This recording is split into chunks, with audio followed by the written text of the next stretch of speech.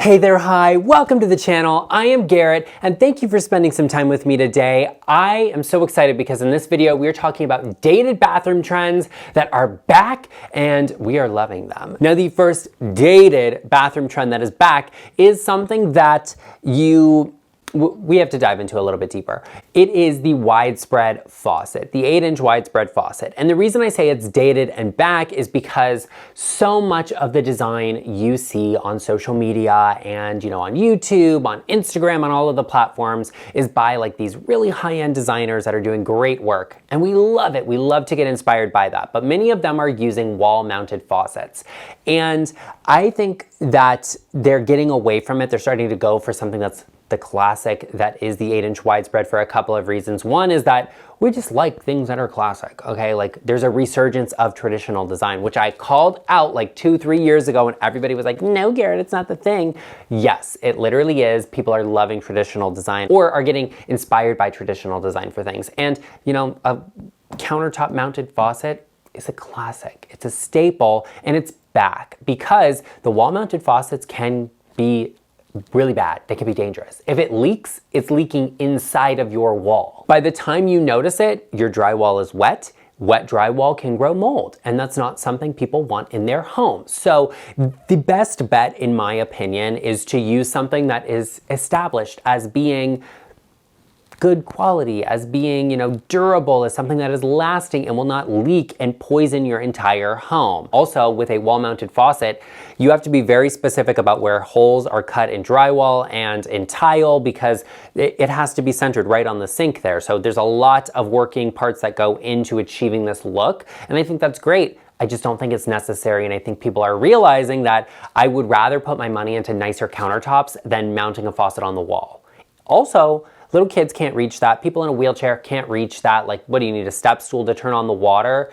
I don't personally think it's necessary in a home. I like an 8-inch widespread, and I think that's one of the best upgrades you can also do through a builder. Upgrade to the 8-inch widespread, 3 separate pieces, 1 hot water handle, 1 cold water handle, and the faucet in the middle. Perfect, flawless, fabulous. It's a classic, it's a staple. People are realizing it, and we are leaving the wall-mounted faucets in the past. Now, something we're not leaving in the past is the love of this channel and the appreciation I have for all of you that are turned out and watching this video. So I want to thank you, and I want to especially thank those of you who have their bell notifications turned on, who clicked on this video when that came in, and you watched the video in the first hour it was released, and to help me defeat YouTube's algorithm and help this YouTube channel to grow so I can continue making the type of videos that we all love to watch. Now, the next dated trend that is back, and I feel I have 2 feelings about it, is actually the retro bathroom and pastel bathrooms. Actually, I think we could even dive a little deeper and say colored ceramics are really the thing that is back. And we love like an original 1920s, 1930s bathroom with like a pastel tile and everything. So beautiful, so great.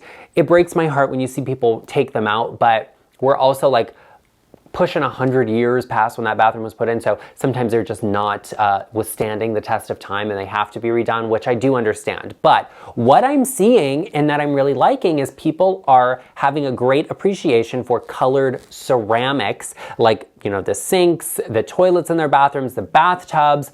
They are loving them in those retro pastel colors. Also, a lot of people are liking black, which we'll talk about in just a minute. You've got blues, you've got greens, you've got pinks, you've got lavenders, pastels, and purples, and all of it. Like, I love it. I love, love, love, love, love it. So what I'm seeing is probably is a lot of the Gen Zers, they're loving it because now they're buying houses. They're getting to that age where they're in that marketplace. So they're redoing some of the builder grade basic things and doing like, hey, let's do a vintage ceramic sink in the bathroom or toilet to match. Like, that's so cool. Something else I am seeing is a resurgence of people really giving appreciation to those retro bathrooms that they have with original tiles in these really interesting, beautiful, unique colors. Like, we just don't do that anymore. We do like a white marble bathroom, which I love the luxury of, I love the glamour of, and that is my brand, but I have so much appreciation and respect for original details. So what people are finding is that instead of taking those bathrooms and like painting the walls white and being like, oh, it's refreshed, no, if you don't love it, if you are like, whoa, the tile looks crazy in here, don't paint the white walls. It makes it stand out even more. It makes it look even more vibrant. Pull one of the tones out of it, go for the slightly more muted version of that color and paint the walls that. Or better yet, find a wallpaper that has both of the tones of the tile in it, and you'll have something that's really interesting, elevated, beautiful, unique, sophisticated, but unexpected, and I love that. Colored ceramics are very in. Like I said, black ceramics, though, we have to have a conversation about. I think they look great in ultra-modern spaces. I think they look great in spaces that have maybe an Art Deco kind of reference to them. I love them, but there is a maintenance level that has to be addressed, right? Hard water buildup is real, and it will show on a black ceramic sink or in a black ceramic toilet. Like, you're gonna see it, okay? There's no getting around it. It will be there.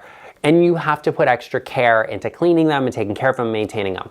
Do I think it's worth the aesthetic in certain spaces? Absolutely, I do, and you all know it, but decide if it's worth the effort you have to put in to take care of them to decide if it's right for you. But just know, if you do something over the top, outrageous, and beautiful that is like unexpected, it's LeChic approved, as long as it looks good. Now, with that said, if you need help, if you're doing something outrageous and over the top, or something that's a little more understated, I am at your service. If you need any help with any of those decorating, design, or renovation plans in your home, whether it's in a bathroom or a kitchen, or we're looking for new sofas at the living room, what size bed should I get in this room, I am at your service. You can always book a one-on-one call with me to discuss any and all of your design and decorating needs using the link in the description box down below or going to intro.co/GarrettLeChic. And remember, the times available are shown in your time zone, so make sure you have that VPN turned off when you go to book a call. The next dated bathroom trend that is back, whether it should be or not is a conversation we are going to have, is the vessel sink. Yeah, she's back. Vessel sinks, you either love them or hate them. Aesthetically, I can appreciate them. And you all know this about me. Like, I'm never that person that is like, everything is black and white or yes or no. Like, I can love the look of a vessel sink. I adore the look of a vessel sink sometimes, but the usability, the functionality is just not there for me. It's just not. Why is that? Because, ooh, why not? You know, you've got the countertop underneath and you're gonna get it dirty, you have to clean around it. It usually splashes. A lot of people find that with a vessel sink, for whatever reason, they tend to splash, water gets everywhere. You also almost always have to have like some sort of custom cabinet made for them because, you know, a standard cabinet is about 34 to 36 inches tall. And if you add a vessel sink onto that, now we're in that like 42-inch range. Like, you know, you kind of have to like reach up and in to get your hands into the sink. Like, that doesn't make sense. So the cabinet has to be lower. So the vessel sink sits at the correct height, which means that the countertop is now even lower. There's just so much to think about with a vessel sink, and I don't think it's worth it. You know, there's just certain things to think about. They're not the most handicap accessible. They're not great for kids. They're not great in a regularly used restroom, like in the primary bathroom, no. In the hall bathroom where the kids are using it, no. Maybe in a powder bathroom, it could be something worth considering because it's a little bit less used in that space, but I don't love a vessel sink. Well, I actually don't like it in a powder room either because, like, let's say it splashes and someone goes to use a sink, it splashes everywhere and they're just like, okay, good, dry my hands and go. First of all, animal, don't invite them back. Secondly, now the bathroom is a mess and now the next person to go in there is gonna be like, this is a mess. I don't like that. I don't like it. Vessel sinks are back, and I'm seeing it because we're liking these kind of neutral spaces. Like, the neutral kitchen is very on trend, and people are doing the same thing in their bathrooms that they're doing in their kitchen. So this is something, it has an organic feel to it, being like, you know, a vessel, a bowl. You can find them in natural materials, which is interesting, but I just don't love it. So I think it's something to think about. The vessel sink, as long as it's done beautifully, it will look good. Okay, like, I'll just say that out there. It will look good. The modern ones I'm seeing, the new takes on it, they're beautiful and there's no arguing with it. It just comes down to form versus function. Are you willing to sacrifice the functionality for the form? In my opinion, no, but maybe that works for you. Be sure you sound off in the comment section down below. Do you have a vessel sink and you hate it? Do you have one and you love it? Did you hate it and you ripped it out? Or did you rip out your normal sink and put it in a vessel sink because you are obsessed? Be sure you share with me because I want to hear from you. I love to hear your opinions, and one opinion that I know you have because you made it this far in the video is that you recognize the value and quality of this content and the aesthetics. So be sure you join us, hit that subscribe button for more videos like this. Be sure you sound off in what you want to hear down below in the comment section. I would love to hear from you. Be sure you have that bell notification turned on so you get notified every time I upload upload a video and join the LeChic family. All it takes is hitting that red subscribe button. It would mean the world to me, costs you absolutely nothing, and it would definitely help our channel out. And be sure while you're at it, you give this video a like. We don't like the vessel sinks, but you did like this video, which I appreciate. The next thing we have to talk about is something I also like, which is bronze accents. And I love bronze. I love it. Love, love, love. One of the best hardware tones out there. And it's very in right now. There's a big resurgence of it. We went with like, you know, all black hardware, which I still think is fine. I still like. We went to brass, which also, once again, I still like. I like lacquered brass because I'm not polishing all of the hardware in my house. Like, that's crazy, but you know, that's what it is. Now we're moving to bronze. Bronze is great because it has the look of very aged and patinaed brass without the commitment of like polishing it and taking care of it and it's staining all of the countertops and the doors and like no matter where you put unlacquered brass, it's going to stain something, so avoid it. I like bronze for that reason, but I'm seeing a lot of bronze accents and accessories, a lot of two-toned hardware bathrooms that I really enjoy, and bronze is one of those colors. Bronze has a lot of those warm tones that brass does, but it also could work with like a brushed nickel. Brushed nickel is a warm tone silver as opposed to chrome, which is more cool tone. So bronze, phenomenal. So good. I adore bronze. I'm actually looking at some bronze pieces right now that I'm like, oh, I think I need to bring into my home because I love it. Another trend that is back, something that I don't think ever went out of style, but I have to address because I've been hearing certain things from my clients. Not that there's anything wrong with them, but somebody else is gonna have to watch this video because they need help, is Mosaic Tile. I love Mosaic Tile. Okay, the Romans used Mosaic Tile. It's as old as time. Like, it is the original tile. There is nothing dated about Mosaic Tile. But what my clients have shared with me is that, and this is multiple clients, it's not just one of you out there, because I know you're watching, but they have shared with me that they'll like go into a sales showroom or like a tile showroom or something like that, and they'll be like, where's the Mosaic Tile? I want to see that. And the salesperson will be like, oh no, well, it's in the back. That's dated. Like, nobody's buying that anymore, but you can look and see what we have. I don't like that behavior. I don't like that attitude. Okay, the only attitude in the space that is working is mine, and also Cornelius's, but that's beside the point. I love Mosaic Tile because of the grout lines, and that's a love-hate thing because grout has to be cleaned. It tends to attract dirt, but it also provides traction. So it means that there is not a slipping hazard in the bathroom. I'm not looking to fall down and like bust myself on the floor. I'm not looking to break my leg, my knee, my hand, my wrist, whatever. Okay, and I know somebody that maybe is a little bit older that's considering aging in place doesn't want that either. Mosaic tiles are the perfect answer. They come in all shapes, all sizes, all materials. You can find them marble, you can find them ceramic, you can find travertine. There's so many great mosaics out there. But here's a tip when it comes to shopping for something for your home, whether it's Mosaic Tile or not. Salespeople are great at knowing what they sell a lot of, okay? So you can ask them, what's the most popular thing? What are people buying right now? And they'll say, it's this. That's an indicator of a trend.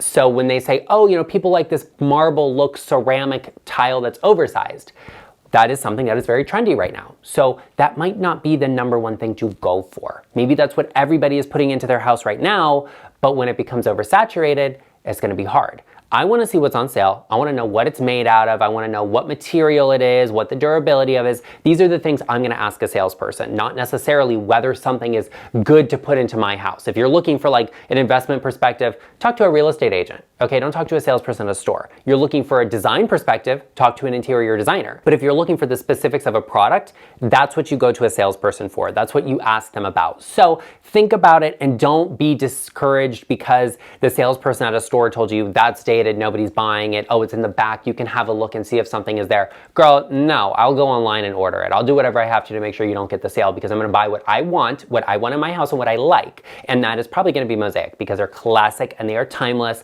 Okay, if they were good enough for, you know, like everybody, all cultures throughout history, they're good enough for me. So I will put them on my bathroom floor and I think that's great. It's a trend that's definitely back. I don't actually think it's a trend. I think it's something timeless that people just overlook because there's something else that is more in, like, you know, the faux looking marble tile. Nothing wrong with that either. Okay, I have clients who have done that and I absolutely love it. And it's like convincing to me that it's real. I don't want to put anybody down, but do not be discouraged to have what you want in your home, whether it's in or whether it's out. Another dated trend, this one is actually dated and people were not doing it and now it is back, is the medicine cabinet. I love a medicine cabinet. Love, love, love, love, love. Because I am a person who has stuff. I have stuff, okay? Like I have things, I have stuff. I have a toothbrush, I have, moisturizer, okay? Like I know that looking at me, you're like, Garrett, I know it doesn't take that much stuff to look that flawless and perfect and beautiful. And it doesn't because I naturally am, but I still have stuff, okay? I still need it. Medicine cabinets are great because they store your things and they are out of sight. You get a clean countertop surface. You don't have to look at all sorts of bottles of this and lotions and creams and little, like tools and stuff like that. Like I don't want to see your razor on the counter. Like nobody wants to see that, okay? I don't want to see my own razor on the counter. So having a place to tuck them away is great. The medicine cabinet is back in because they are now elevated. You can get them that are mirrored inside and out, which I love. You can get them that like bifold, and I adore that. You can get them that are lighted. It's just the next level. It's the next level. They make them that have lights in the front of them, which is nice. My preference is for the ones that are backlit because that glow has a very like luxury hotel-like effect that I think is beautiful. Like a diffused lighting is soft, it's luxurious, it's phenomenal. As a matter of fact, I'm sharing with you a ton of them right now in these images. Be sure you check the Amazon storefront linked in the description box down below to shop some of these because they're gorgeous, they're great, they're beautiful. No, they're not cheap. Okay, but you get what you pay for with them and you have to have an electrician wire them in, but that's okay. I love a medicine cabinet because I can have all of my stuff in there. I can open it up, it's like mirrored inside the door, and then like you can do what you need to do. You can get your stuff, you can brush your teeth, you can comb your hair looking at it, and I don't have to see all of that stuff on the countertop. It can be clean and tidy and nice and put away, and that's what I love. I know, I cannot believe some of these dated interior design trends are back, but newsflash, there are some others that are back as well that you need to know about, especially if you are undertaking a renovation, an update, or you are decorating your house. So be sure you check out this video right over here, all about some of them that are back for the rest of your home. You will be shocked. Be sure you check it out, and I will see you over there.